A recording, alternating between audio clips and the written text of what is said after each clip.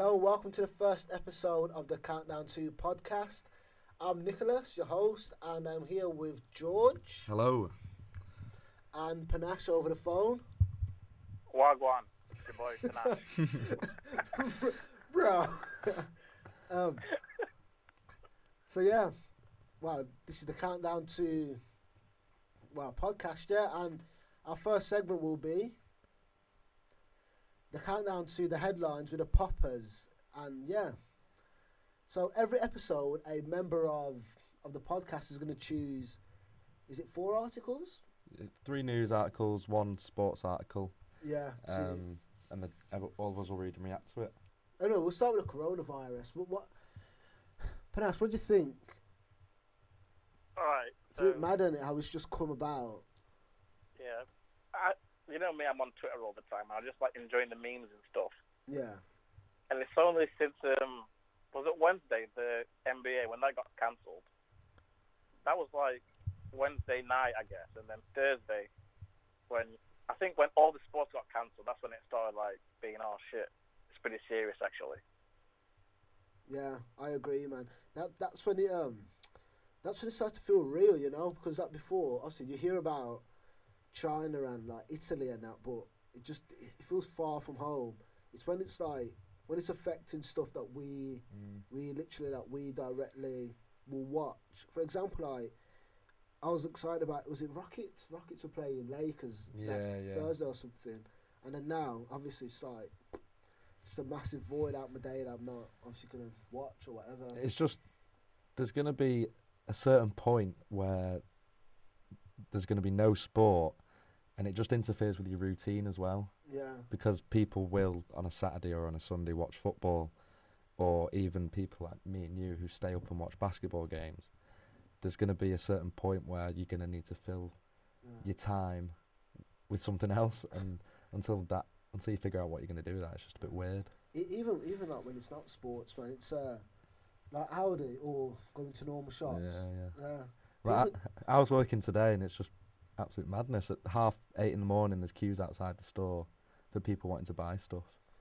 Jeez, it's ever not important. Well, it is important stuff in the grand scheme of things. It's like what? Toilet paper and how much toilet paper do you need? Yeah.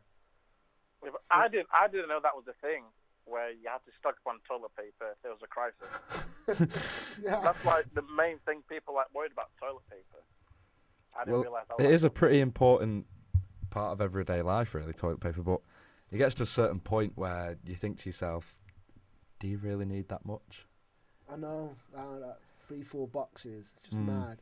And like you say, when you're on Twitter and stuff, there's been a lot of like fake news and stuff about it. So people just giving you stats, like saying, it'll be like, I remember I think it was like the BBC did it. Yeah. They said like coronavirus jumps from 100 deaths to like 700, and that was the headline.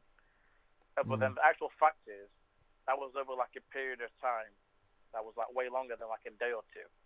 So then, obviously, we know what people are like. They read 700 deaths and just go into panic mode. That's the problem with people, though, is that certain people will believe anything that's on the internet. It's a fact of you need to do your own research and your own reading and think about what the media's saying. You can't just believe everything that the media says, because they're going to try and look for clicks and try and create a propaganda, whereas obviously the coronavirus is a very serious issue and one everyone needs to take very, very seriously. So it's just up to you whether you believe what's being reported or not, and what's being reported. I agree with you, George, but we know people are sick. Yeah, is that? Do you reckon that's a problem with like social media as a whole? Like, it needs to be regulated or something, because there's always fake news, whether it's coronavirus or politics or whatever, or even like entertainment, celebrity. Especially you see with like Love Island and that. If you get on social media, if you just start a rumour or something, it's such a massive snowball effect where if it just starts building, it just build and build and build, and then where like people definitely will start believing it. If you see something with like 20,000 retweets, 40k likes, most likely you'll believe it, won't you? I think like before social media, it was the same thing like in the papers, where I'm sure if this was 10 years ago or 15 years ago, the Sun and the Daily Mail would have all these headlines, and people would still pick it up. So I don't think, but yeah, I don't know how you would regulate it. Really, you can't. That's the problem with social media. You can't regulate it, so anyone can say what they want.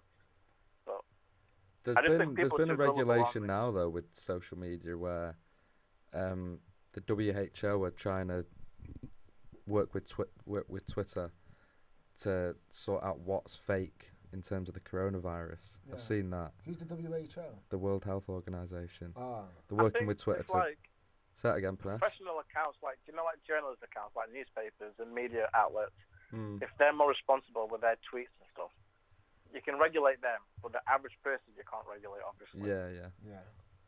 It's just in terms of trying to regulate Twitter accounts, it's pretty much impossible, considering it's so easy to make an account, and plus, like, fake news has always been a problem with social media. I did my dissertation on it last year at like the Lancashire Post. Yeah. Like part of my dissertation was focused on if fake news has had an influence in like the journalism newsroom, and all the journalists there pretty much agreed that it did, because it's so hard to monitor who's reporting it and what's being reported. So, talking about negatives, that second article about the 47 students at Manchester Uni who have been fined for having prohibited candles. Yeah. I Candles think it's and a bit incense. ridiculous. Getting fined for candles in your room. Yeah. What, are you against the fine? It's not that I'm against. It's just one of them things. It's not that deep, is it? Yeah, I'm not against the fine, but I think it's pretty unfair to have a rule there in the first place to ban candles, like, because as soon as you move out of halls, like I'm in a house now and I've got like 3-4 candles in my room, like it's just, as an adult, you should just be able to not burn the house down. It's a pretty simple thing, really, thinking about it. Yeah, but I'm on the side of like the having the fines and the accommodation for finding them and being pretty strict with it, because obviously they've got regulations that they've got to abide by, especially after Grenfell, where you can't have like any open fires or anything like that, or naked flames. So to me, it was pretty much a non-story. Yeah, but even things like the incense being banned, like why would incense be banned? It's literally just a smell. I don't think there's any fire hazards with incense, is there? No, but then again, some people don't like that. Yeah, like, they you know moan what about I mean? anything. Yeah, Yeah. I know what you mean. Like at uni, I remember that flatmate that we had. Oh, Yeah, yeah, exactly. First year in Moor Lane. Yeah, bro. Yeah, that's it, man. Like, it's just not. Especially if you go home for like the weekend and that, and you come back and it's just smelling like madness.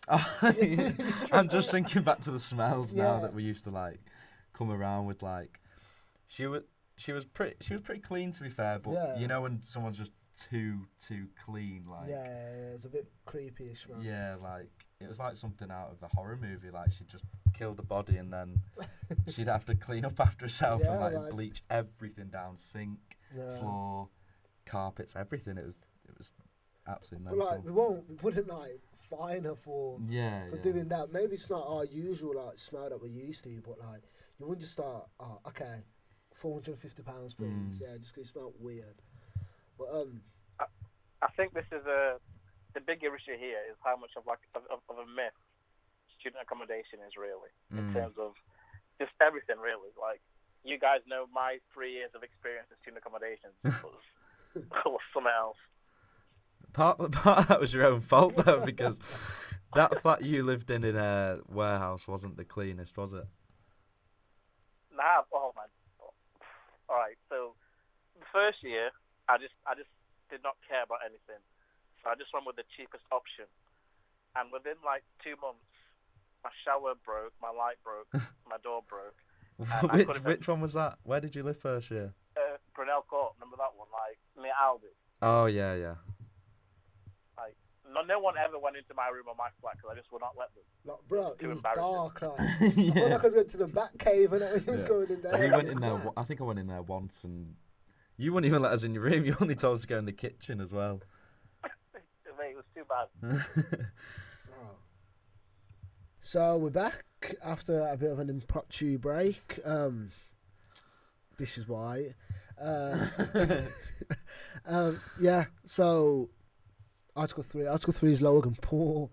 What do you think? We'll start with you, George. I think you got a lot to say on it. I don't know if it's a lot to say. It's more of I just think he's a very hit and miss, and for me, he's a miss. Yeah. I feel like since everyone knows the story about Logan Paul and the YouTube video put up in those woods, and he filmed that guy that hung himself. Did you know about that? Yeah, in the forest. Yeah, that's it. Yeah. I feel like he got a lot of backlash for that, deserved backlash. But since then, he's kind of reinvented himself in terms of. Well, as a boxer. Yeah, as a boxer, yeah. And even like his YouTube videos are completely different now, though, I think.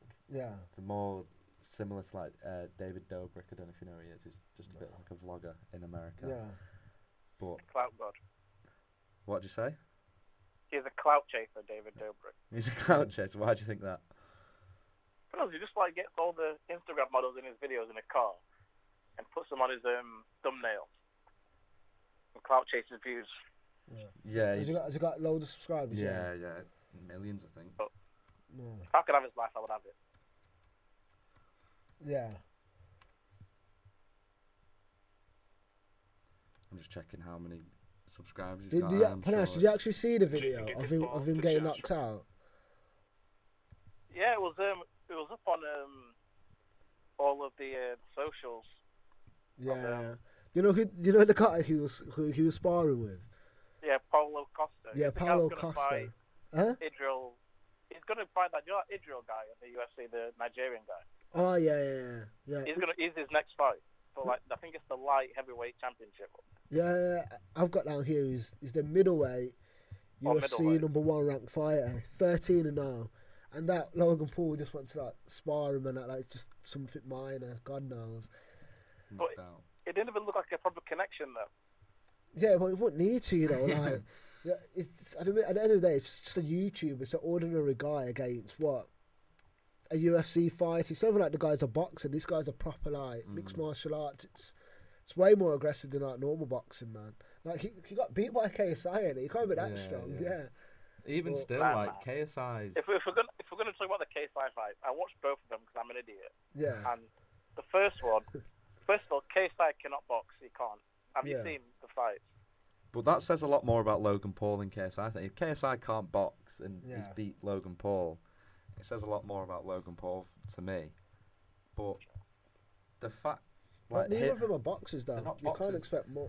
And going to a professional UFC's like workout and sparring him. Yeah. But like Panache says though, like it's probably a bit of clout chasing. God knows it's the views. Yeah, it's I views. think It does it's all do views, man. Huh? I think it's all a setup. Because one thing about Logan Paul, he is smart. There's no way he'd put out that. He put it on his own YouTube, didn't he? Yeah. Why would someone put a video of them getting knocked out on their own YouTube channel if it wasn't in their benefit and getting their money and views? Yeah. So you think he's literally gone to the sparring session for knowing he's going to get knocked out just for the views? I don't think I think. I only saw it once, but it didn't even look like a clean connection to me. I just thought he touched him on the chin and he fell down, and he just acting. He's a great actor, Logan Paul. Yeah, but he's not gonna. I wouldn't say he pretended that he's been knocked out, because punches that KSI throws are going to be a lot weaker than punches that Panache, you think he's middleweight fighter throws? Panache, you think he's pretending to be knocked out from that what's his name, Paulo Costa, from his punch? Yeah. He's not. Yeah. I promise Look you. at the he's size not. of him. He's He can't massive. be. Yeah. Mick, stop. The guy's name is Paulo. Are you telling me that guy? Bro, you wouldn't say that to him. Stop that. You would not say that to him. Come off it, man. Bro, this guy 13-0, yeah, in UFC. Obviously, bro, he can fight. Come on. Yeah, I'm not saying he can't fight. I'm just saying his name's Paulo, and he like slapped Logan Paul and he fell down, and like the camera was following him going, oh my gosh, blah blah blah blah blah blah. Wow, don't believe the hype. But like the effect that this has had though is like, even when you don't even have to search for Logan Paul, you just search Paulo Costa, and instead of hearing about this Paulo Costa's like martial arts record and stuff and MMA record, you find all it says is watch Logan Paul. Logan Paul gets knocked out by, so it's kind of done the UFC fighter some good as well, really. Yeah, some exposure, I guess. Yeah. Probably can ask for a bigger purse for the next fight. Then, Yeah. Not that he needed it, really, but because obviously UFC He is did. very Paolo needs popular. it. I just did a quick check. You think got he did? 500 He's got 500,000 followers. Logan Paul's got 17 million. That's on Instagram. Yeah. Yeah. But even to spar like that, Logan Paul's probably paid him, innit? But Nah, I just think, because a bit about this Paolo guy, he himself is a bit of a clout chaser. you think, In why the would he MMA be a clout chaser though? He's a It's professional not UFC like proper fighter. chasing. I just mean like he plays up to the cameras and stuff so he can get bigger fights. Because he Yeah, really wants that. The other it was last weekend, wasn't it? The MMA fight. yeah. Yeah. That That Idris guy. Israel Adesanya. Yeah, when they like shit the bed with one of the worst fights ever. Yeah. He was there in the crowd, and after just talking the most like reckless stuff. I think it's in his character to like spar Logan Paul. But Oh, most that's- UFC fighters do that, I think. Most of them go to other events and watch. Like when, I can't remember who McGregor fought, but then he won, didn't he? And then jumped on the side of the cage. Yeah. And Who, McGregor? I think it was Kyle McGregor or Fletcher. Khabib jumped out the cage because McGregor was watching his fight with someone else. Nah, it's And then probably Khabib jumped into the crowd and was like trying to get to McGregor. to McGregor's team. Yeah, That's yeah. that's after he beat McGregor though, isn't it? That was after he choked McGregor because Oh yeah. McGregor's you're right. team was talking ish as well, man, about his family and that. That's Yeah, why. yeah. But even like McGregor is a clout chaser though. Yeah, He's yeah. probably the best at clout chasing, but Yeah, he is does it one of well. them as well. But I'm starting to come over to Panash's side because, like, if he's doing that at that fight and then weeks later he's fighting Logan Paul or sparring Logan Paul, Yeah, I it's see where sticky, it's coming innit? from. Yeah. Yeah. Just have a scroll of his Insta feed and you'll see. Who's? Our main man Paolo. That's David Dobrik. He's got 16 million subscribers, yes, obviously. He's a popular man.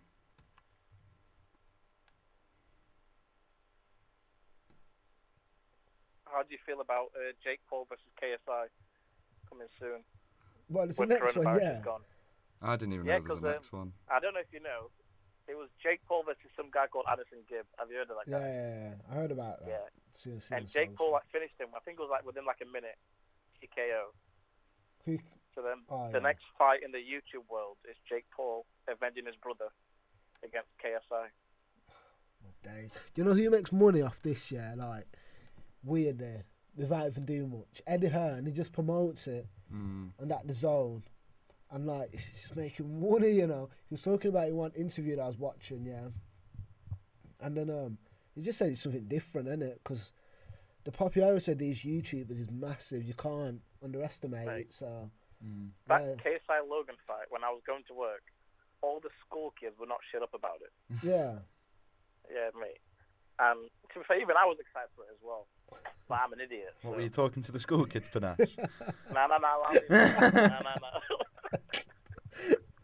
Oh, bro. No, what do I you was mean though about this saying- Paulo Costa? Because I'm on his Instagram now, and I don't understand what you mean by clout chasing. It's just pictures of No, him. as in like, not like clout chasing as in like a proper clout chaser. Like all he does, what he does is for clout. And just to me, he looks like a dickhead. Okay. Are you Bro. telling me when you look at Okay. He's Are you massive. telling me when you look at him, he does look like a dickhead?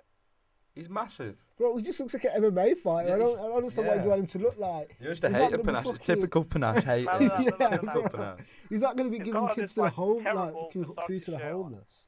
Huh? His chin is massive. His haircut is terrible. Come on. No. Bro, I think we should move on. Yeah, I think we should move on we as should well. move on. Panache talking Panache, nonsense. fucking get Paulo Before Costa to Paulo track comes- you down. Huh? Before he starts coming for me, You're going for you, bro, yeah. But, I could take him.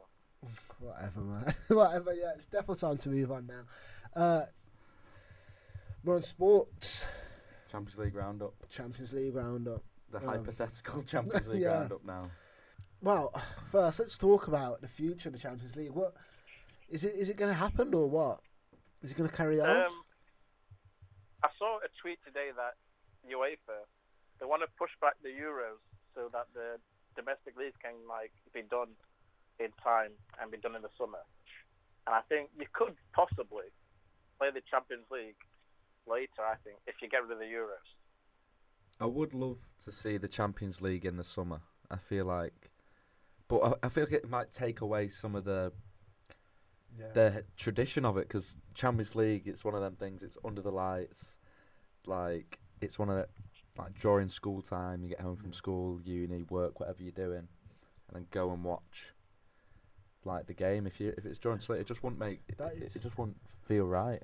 It's not possible. How can you do that and then expect players to go to the Euros? Let's use It would be if UEFA cancelled the Euros because they want the domestic season to finish, and But they're thinking, they're saying this as if the coronavirus is just gonna get up and go. It's not going anywhere anytime soon, I don't think. So it's hard to predict. You can't just say, right, we'll start the Champions League again on this date, because you don't know how long you're going to be in lockdown for, or how long the coronavirus is going to be around for. I think that's the issue. I think that's why some people think this whole season is just going to get locked off, because you can't tell, or you can't estimate when. I know, the Premier League didn't say April 4th. It's been suspended till then. Yeah. That'll get pushed back. I know, Corona will be gone by then. I think if it gets pushed back after then. What, you think it'll be gone? No, I don't think it'll be gone by then. I'm going to be worried. Yeah. Just do that. I'm here for it, man. No league title for Liverpool, and we just restart the season. I saw a tweet. I've seen a tweet right now. I don't know if it's any truth to it, but it says, due to rulings, if 75% of the league is complete, all points gained are valid, and those of games in hand are awarded 3 points. I've seen a similar tweet. It said 75%, and Liverpool have played exactly 75%, or 75.8 to be accurate. But that doesn't work, because for the whole league, it's not the same. For example, Aston Villa have got 2 games in hand, so they haven't played 75%. So, and they said games in hand will count as 3 points. But that's another thing. How is that fair? Because I know if you look at the table, life's not fair, mate. But if you look at the table, if Villa win that game, because they're currently in the bottom 3, they'll come out the bottom 3 and they'll drop Watford in it. So what would happen there? That they'll get 3 points for a game they won't play. I think that's one thing that people aren't looking at, because everyone's focused on Liverpool not winning the league, but the bottom 3, that's even that's where you can have real cause for concern. I agree. I remember way back when, 06, when Sheffield United got kicked out of the Premier League because of Carlos Tevez, who West Ham signed illegally. United had 10 years legal battle. So imagine now if one of these teams got relegated. It's going to take it to court, I think. Bro, it won't be on, because what was I going to say? You can't just award them the title. They've not mathematically won the league yet. But no, we've got to be fair though. Liverpool will win the league. They have been the best team in the Prem. I think they'll get awarded the Premier League if it does get cancelled. I generally believe that, and I don't think any of the teams would object, because how can you? You can't even make an argument to object. Would you feel like it's a proper Premier League though, as a Liverpool fan, Panache? Would you? No, I wouldn't. No. You wouldn't. It wouldn't feel the same. No, there's an asterisk to it, because season was the thing, it's incomplete, because it was so dominant. You could I guess there'll still be a parade and people will still celebrate and stuff. But deep down, I think just the past week as Liverpool fans has been terrible. I think we've been exposed a bit in the FA Cup and Champions League. Yeah, because in the space of 2 weeks, you went from about 5 trophies. You went from Invincibles, being in the FA Cup, being in the Champions League, to... The thing is, I blame Klopp for, realistically, we could have done what City did, the domestic treble. I don't know why, I don't think you can blame Klopp. You can't, Panache, I don't think you can't do what City did, because, for starters, first 11, I'll give you first 11. You probably got the best first 11 in the world, but in terms of squad depth, to do a treble like that, you need to have squad depth, especially domestically. So you need to have the squad depth to compete in the League Cup, FA Cup, and City have two. We do. No, you We don't. do. We do have the squad depth. You You don't at don't. all. Come on. Yeah. You're okay. Listen to this. Take away your 3 starting strikers, Mane, Salah, Firmino, and you replace them with your backup 3. It's Origi, Shaqiri, and Brewster. No, he's alone. Yeah, so not even- Harvey Elliott. Harvey Elliott.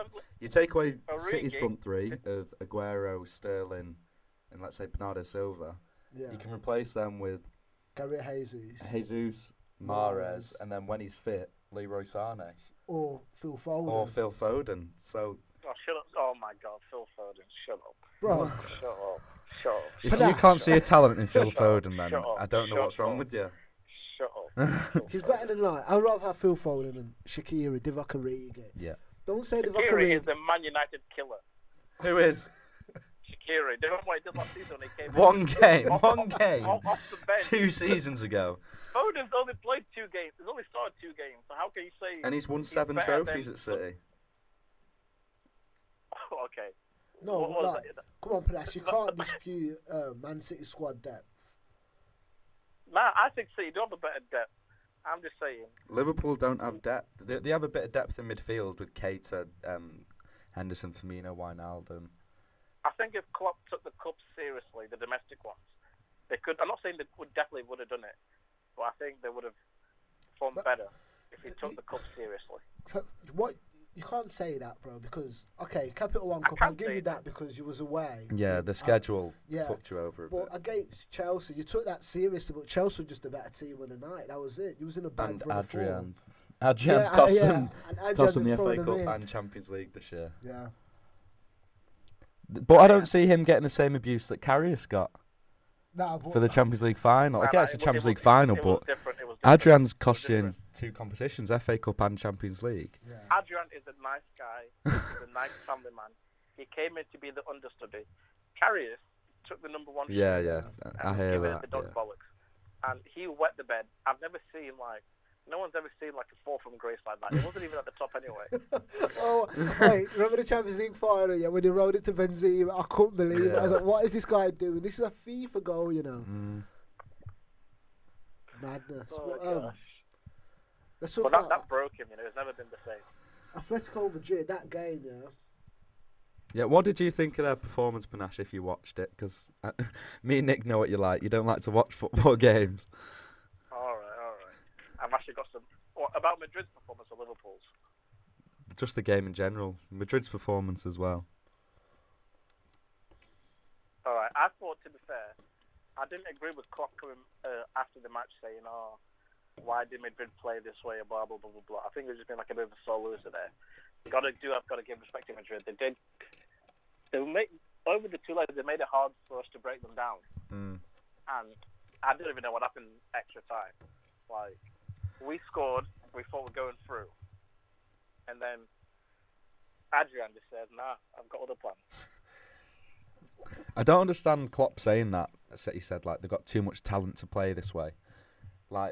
Personally, yeah, they do have some talented players, but I don't see him playing any other way. The 2 goals that they were gifted, the first goal from the Adrian mistake where he just passed it out. Yeah. That's obviously a fluke goal.